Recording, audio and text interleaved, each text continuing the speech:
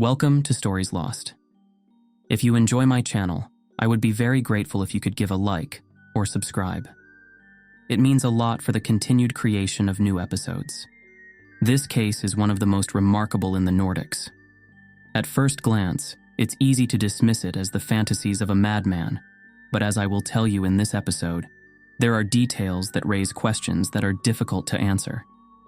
For more information on the case and links to sources, see the description.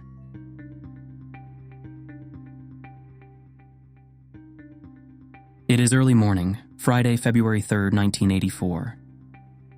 At a hospital bed in southern Sweden, a police officer is questioning a 41-year-old man named Ante Jonsson. The reason for this is that around 10 to 2 in the morning, the police had received a call from another man, traveling north on Road 30 from Tingsryd.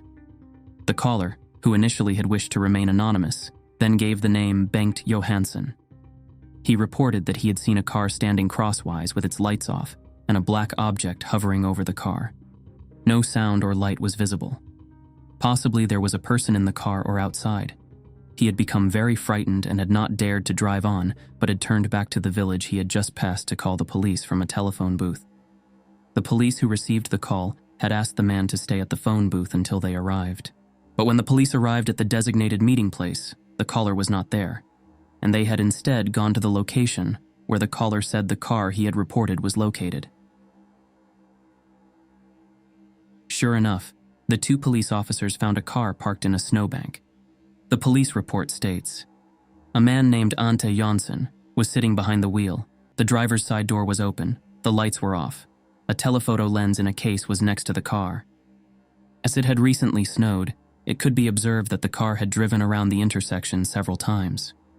Footprints in the snow showed that the driver had entered an off-ramp about 100 meters away, stepped, kicked the snow, and turned back. The man's muscles in his arms and hands were very tense. His fingers were curled like claws. He was shaking violently. The police officers had decided to take Ante to the central hospital in Växjö. At 02:30, they left the scene with Ante in the police car, and 20 minutes later they arrived at the hospital. In the medical records, the doctor described Ante as completely shocked, hyperventilating and staring at the ground. The doctor also described that Ante's fingers were cramped and bent. The doctor gave Ante a shot of Valium and then tried to make contact with him. However, he had not come out of his psychological shock and only responded briefly when spoken to. When the sedative had taken effect, the doctor asked him if he had been through something terrible and received a short yes answer. When asked if he felt scared, he answered the same way. He then fell asleep, and when he woke up, he looked very anxious and stared around without being able to speak. When the doctor called Ante's wife, she was told that he had never shown any signs of mental illness and that he was perfectly healthy. After examination, they also confirmed the wife's statement. Apart from the shock, he was completely healthy and there were no signs of mental illness. When the policeman now asks Ante to tell him what he has been through, Ante replies that the police must keep what he is going to tell them a secret because he is afraid of being laughed at by the public. He then tells the police officer, "I was visiting some friends. We had a late dinner, and then I showed them some pictures I had taken, because I am very interested in photography. I drive on the road from Växjö towards Tingsryd where I live. I have about 15 minutes of driving left before I get home. The temperature shows 0 degrees, and it is slippery. I'm already driving slowly, and slow down further when I come to a place where I know moose usually pass.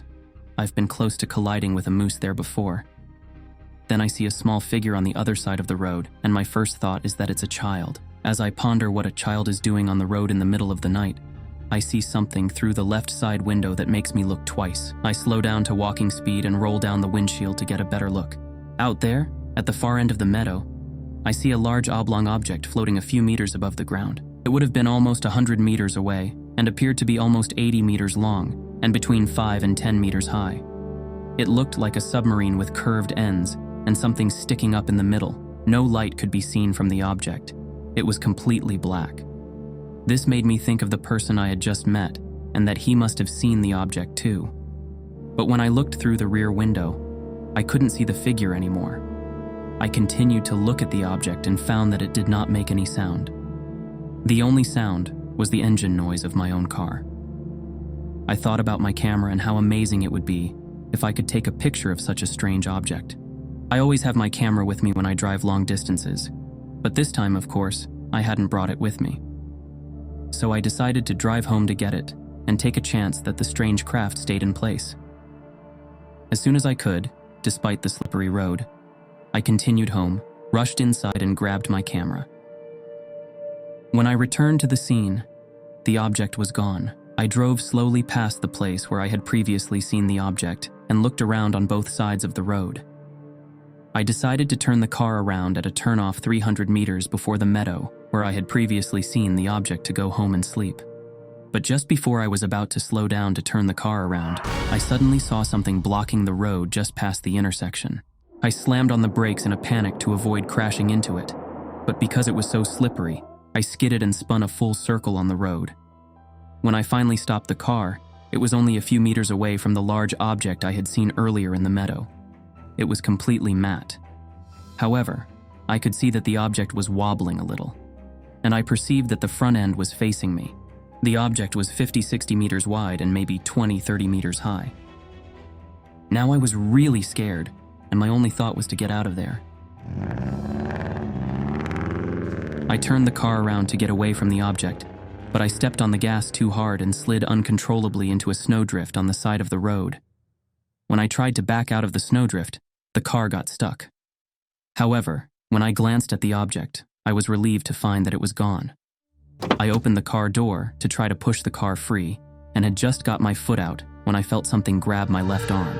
It was a small creature, about 120 centimeters tall, and wearing some kind of hood that hid its face. The body shape looked square, just like the head.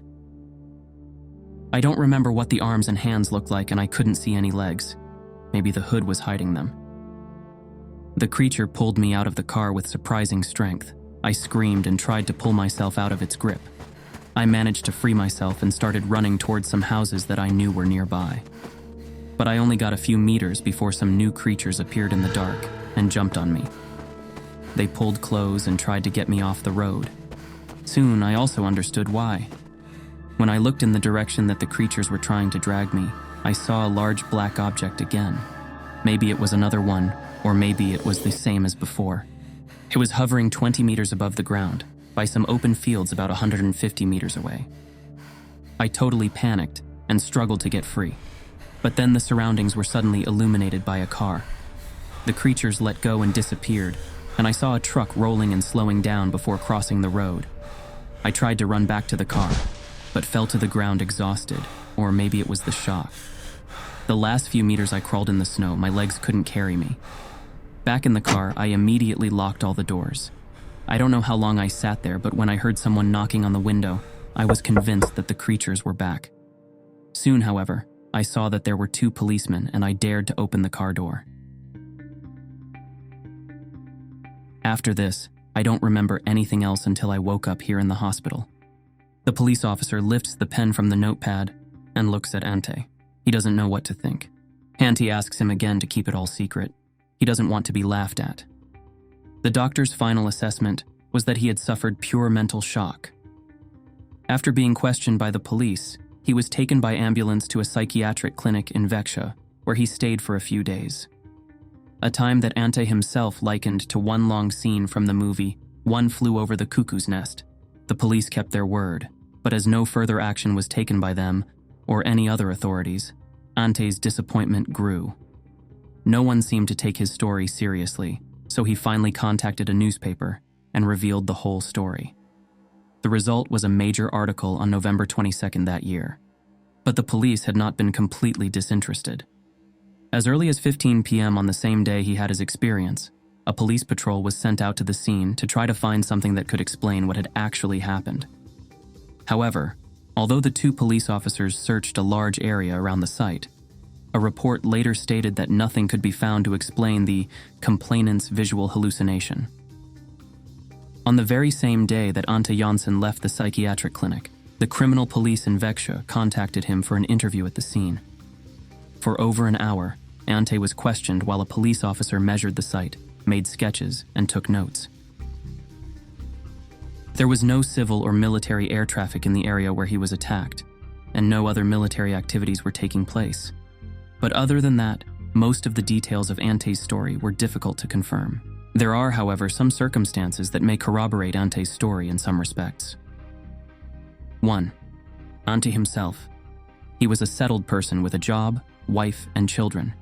He did not drink alcohol and spent his free time photographing and building models of old cultural buildings. 2. The person who called the police and reported seeing a black object hovering over the road next to his car. Unfortunately, Ante Jonsson, who made the call to the police, was never found. Perhaps he was afraid of being implicated as a witness to a flying saucer story, which is why he didn't get in touch. That it was Ante himself who made the call is unlikely, given the distance between him and the phone booth and the state of shock he was in when the police arrived shortly after the call. It is unfortunate that Ante Jonsson, if that is his real name, was never heard from again. 3. The police found Ante in a state of shock, and this state was confirmed by the hospital. It is beyond doubt that Ante Jonsson had experienced something very frightening on the road that night. It is not possible to simulate the convulsions and the state of shock that both the police and the doctor observed. Like Arno from the case in Finland in 1970 that I covered in a previous episode, Ante claimed that he later had contacts with beings that even took him to other places. He also claimed to have received visions of future events. Thank you for watching. What are your thoughts on this case? Please share them in the comments section.